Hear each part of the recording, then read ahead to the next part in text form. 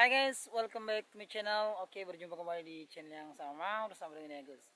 Oke, di video kali ini saya menunjukkan salah satu penyakit jagung yang perlu diwaspadai teman-temannya, yang mungkin dikenal sebagai bulai ya. Dan langsung saja kita menuju kepada jagungnya ya. Oke. Halo guys, inilah salah satu penyakit jagung yang perlu diwaspadai teman-teman ya.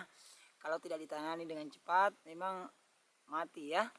Jadi di sini ada pengalaman saya teman-teman bagaimana cara menangani yang terkena bulai seperti ini. Menurut pengalaman saya teman-teman itu ada dua faktor yang biasanya terjadi penyakit seperti ini yang mirip ya.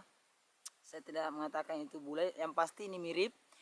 Itu pertama kelebihan air dan kekurangan air ya. Jadi teman-teman misalnya kalau di musim kemarau teman-teman melihat ada yang seperti ini, maka itu tanda-tandanya adalah kurang hujan ya, kurang air ya maksudnya. Jadi kalau misalnya di musim kemarau itu terkena seperti ini itu kurang air teman-teman ya.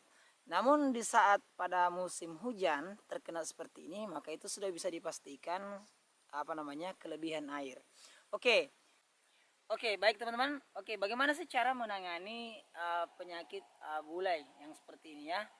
Oke, ini pengalaman saya teman-teman. Mungkin di sebagian teman-teman itu beda juga caranya, dan kita masing-masing punya cara ya. Sebenarnya teman-teman, penyakit yang seperti ini itu sudah ada obatnya yang dijual untuk anti bulai. Yang kalau untuk jagung ya teman-teman bisa cari toko obat itu ada. Namun ketika mungkin kita pengen membeli tapi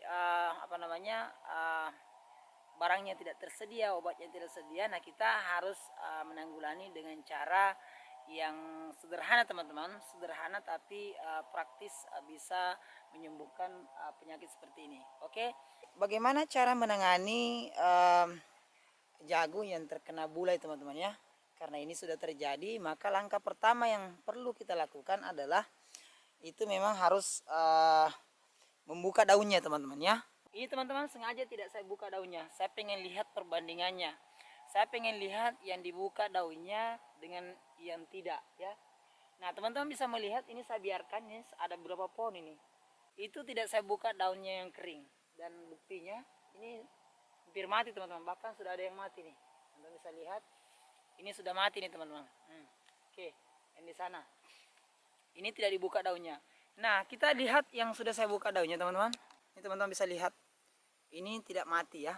Nah, ini bahkan masih bisa berbuah. Teman-teman juga perlu perhatikan ya, kalau misalnya jagung yang sudah sudah kelebihan air ataupun selalu diguyur hujan tanpa ada bedengan, tanpa ada selokan, itu tentu itu udah pasti tuh jagungnya pertumbuhannya kerdil teman-teman, susah untuk naik ya.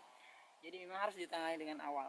Dan untuk perempelan daunnya ataupun pemangkasan daunnya, teman-teman juga harus lihat ya. Jagung yang sudah tua seperti ini kita buka yang kuningnya saja. Nah, kalau misalnya masih muda kita lihat saja yang kuning saja. Makanya harus diperhatikan dari awal. Kalau misalnya ada gejala-gejala yang muncul yang kira-kira itu sudah bulai, maka kita harus membuka daunnya. Kalau misalnya 1, 2 sampai 3 ya. Nah, jangan dirempelin semua, jangan dibuka semua, karena itu juga yang itu minimalnya itu teman-teman seperti ini. Seperti ini. Ini sudah pendek ini ya. Itu minimal kita ini tongkolnya nih. Tongkolnya minimal 2 daun di atas, di bawahnya ya. Minimal 2 daun di bawahnya seperti itu ya. Dan perlu diperhatikan teman-teman, kalau misalnya jangan terlalu parah baru dibuka. Nah, jadi kalau misalnya sudah ada tanda-tandanya, terkena bulai, misalnya daunnya sudah mulai kuning di bagian bawahnya, mungkin 1 atau 2, itu langsung dibuka teman-teman, karena biar tidak menjalar ya, seperti yang saya lakukan di belakang saya ini. Nah seperti sudah ada ya daunnya kelihatan, itu sudah saya buka. Jadi dibuka sebelum banyak daunnya. Kalau sudah banyak daunnya seperti ini yang kering baru dibuka, itu bahaya, tambah bahaya. Karena kenapa? Itu kan ini jagungnya sudah tua teman-teman ya. Jadi percuma kita buka juga tidak bisa, karena itu akan mau tumbuh tongkolnya ya ini. Oke, seperti itu. Jadi harus diperhatikan teman-teman untuk membuka daunnya, jangan dibuka kalau misalnya sudah banyak seperti ini ya, tapi ditangani dengan cepat ketika misalnya 2 atau sampai 3 sempat ya. Jadi kita harus membuka daunnya. Oke, selanjutnya teman-teman, Yang kedua adalah kita harus memberikan pupuk sedikit ya. Nah, kita harus memberikan pupuk sedikit, jangan terlalu banyak. Ya, biasanya kalau apa namanya jago yang sudah terkena seperti ini teman-teman, dikasih pupuk karena ini sudah parah ini teman-teman, sudah parah. Itu biasanya langsung mati, apalagi kalau banyak ya. Makanya kita kasih sedikit aja. Nah, teman-teman bisa lihat ya. Ini masih ada pupuknya teman-teman ya. Itu masih ada bekas pupuknya tuh yang saya kasih tuh. Ini itu belum belum apa namanya? Belum apa namanya? Belum mencair ya teman-teman. Nih.